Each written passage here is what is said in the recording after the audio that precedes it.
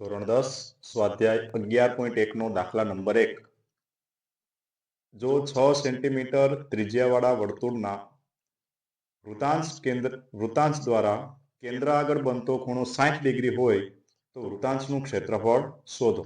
બરાબર. 6 સેન્ટીમીટરનું એક વર્તુળ આપેલું છે અને કેન્દ્રની પાસે 60 ડિગ્રીનો ખૂણો બનાવે તો એના વૃતાંશનું ક્ષેત્રફળ આપણને મેળવવાનું છે. તો પેલા વર્તુળ દોરી નાખીએ. ચલો, આ વર્તુળની અંદર આ છે વર્તુળનું કેન્દ્ર અને વર્તુળના શું કીધું 6 સેન્ટીમીટર ત્રિજ્યાવાળા વર્તુળ છે.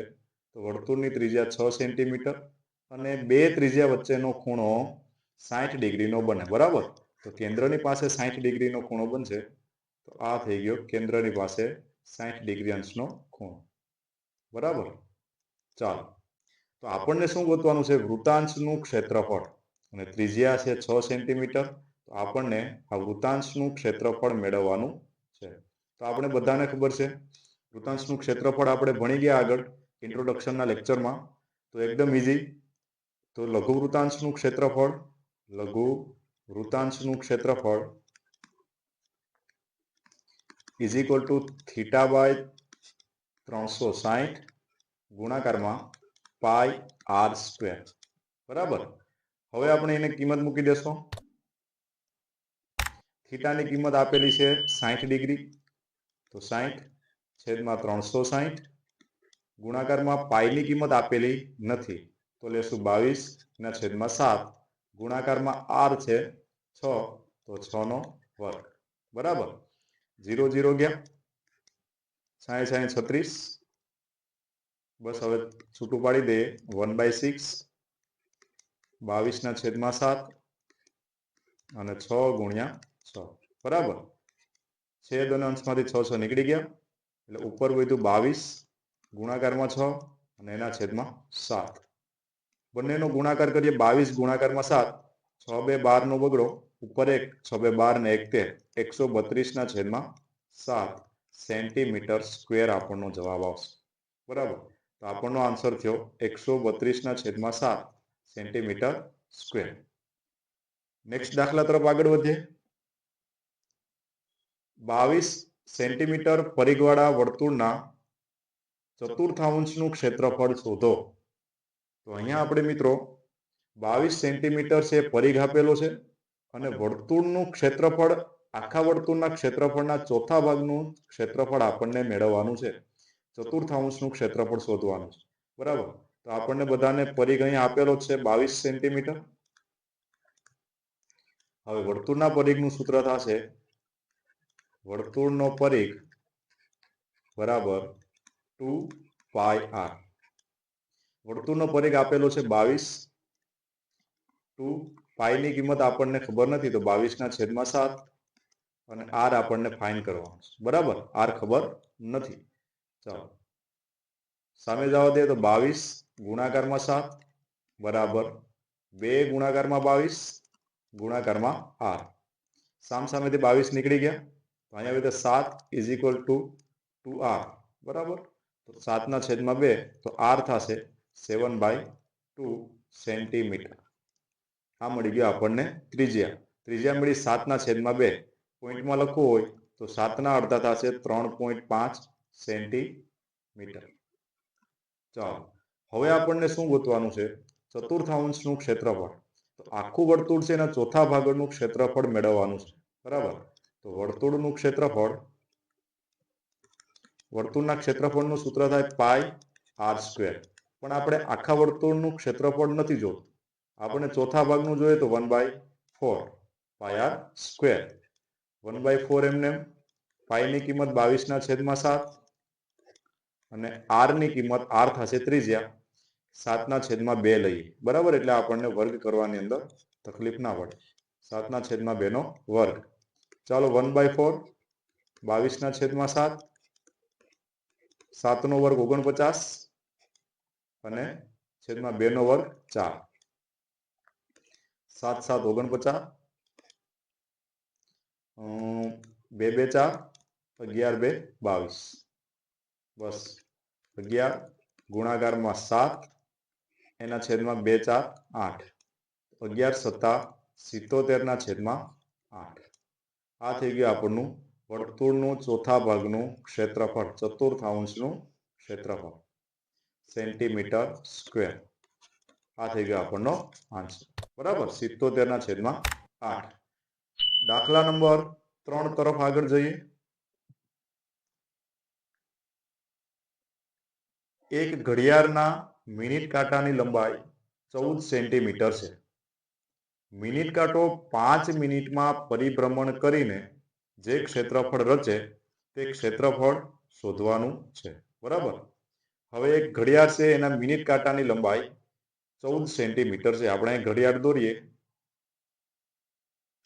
તો ઘડિયાળની અંદર આ બાર 1 2 3 આ રીતે આપણને બધાને ખબર છે ઘડિયાળ હોય. બરાબર, પણ આ લખવું જરૂરી છે સમજવા માટે, જેથી કરીને આપણને ભૂલ પડે નહીં. ચાલો, હવે મિનિટ કાંટો એક્ઝામ્પલ તરીકે 3 પાસે છે, તો આ મિનિટ કાંટાની લંબાઈને આપણે ત્રિજ્યા સમજવાની. એ આપણને આપેલી છે 14. બરાબર, તો આર બરાબર કેટલા થશે?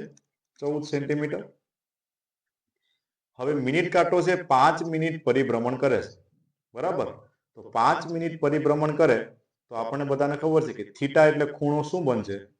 તો 3 ની ત્યાં છે, ત્યાંથી ક્યાં આવે? 5 મિનિટ પરિભ્રમણ કરે એટલે 4 ની બાજુમાં આવશે.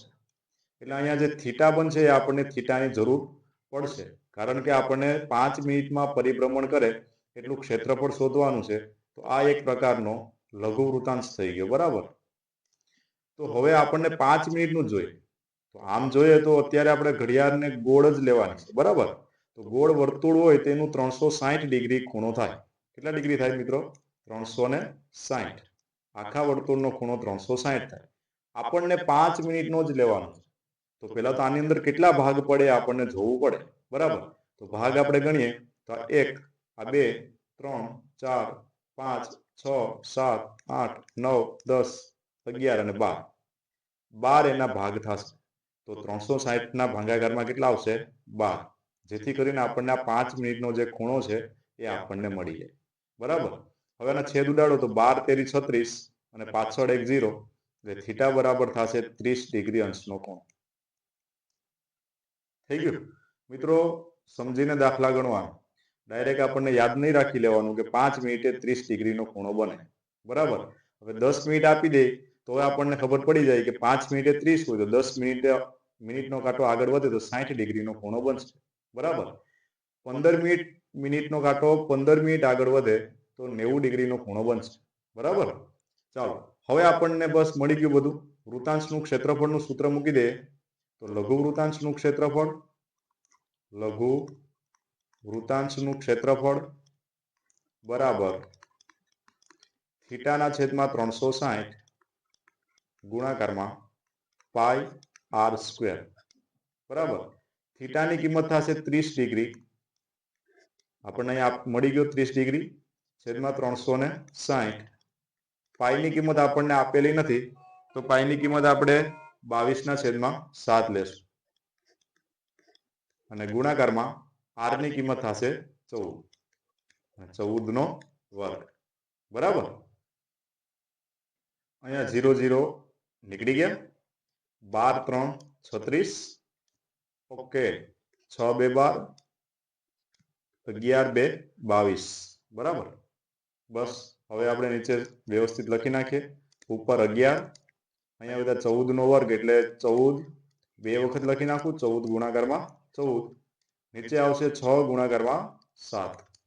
બરાબર, છેદ ઉડશે તો કે હા 7 2 14 થશે, 2 3 6 થશે.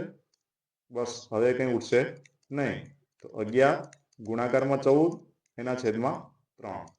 બરાબર, ચલો ગુણાકાર કરો. 11 ગુણાકારમાં 14 તો 11 ચોક 44, ઉપર 4, 11 1 11 ને 4 15 એના છેદમાં 3. તો આ મળી ગયું આપણને લઘુ વૃત્તાંશનું ક્ષેત્રફળ. લઘુ વૃત્તાંશનું ક્ષેત્રફળ એટલે શું? 5 મિનિટમાં જે ક્ષેત્રફળ રચે એ કેટલું છે? 154/3 સેન્ટીમીટર સ્ક્વેર. બરાબર, તો નીચે લખશું મિનિટ કાંટો